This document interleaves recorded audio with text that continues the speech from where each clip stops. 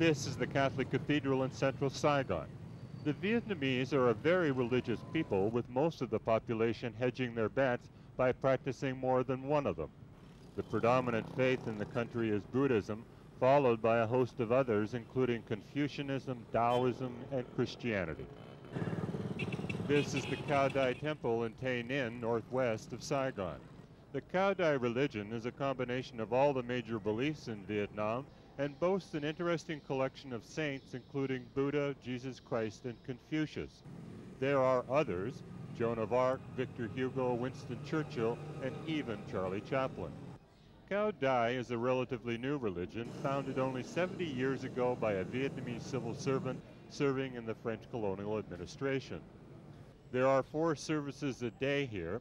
On this morning, attendants prepare for the second service, which will begin at noon.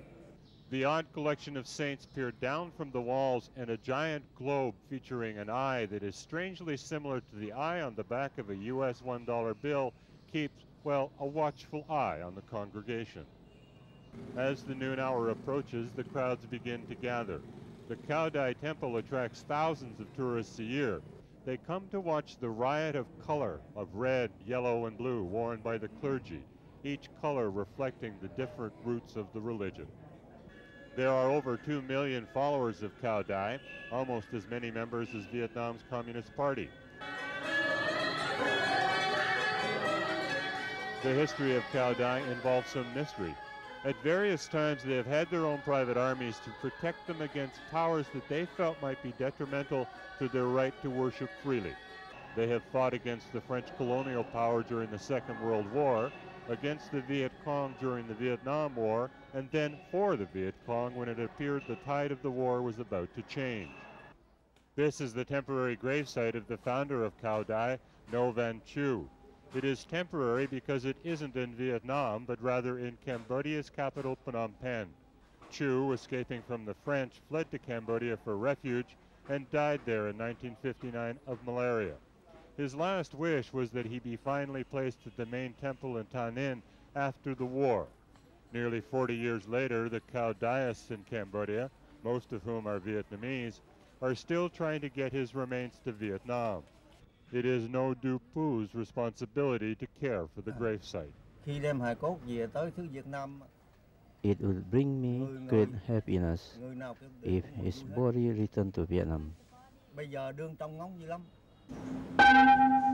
The Cambodian congregation has barely 30 followers.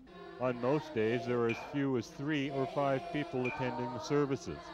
Not being able to gain a foothold in Cambodia is partly due to the religion's commitment to restore traditional Vietnamese values, which makes the task of converting Cambodians rather difficult. In Vietnam, the leaders of Cao Dai insist that politics and their subversive attitude towards government authority are now a thing of the past. Their focus today is strictly on the spiritual well-being of the flock, and the Vietnamese government seems to trust those assurances, having allowed over 1,000 Cao Dai temples to be reopened. Color, mystery, and a touch of communication with higher spirits are all traits found throughout Vietnam. In this temple, they are all brought together under one roof, but there is a feeling that something might be missing. Cao Dai is an amalgam of many things, perhaps too many, and some feel that the religion is more like a Disney hodgepodge of symbols and color rather than a conduit between man and his God. Ed Fitzgerald, Asia Business News, Tay Ninh, Vietnam.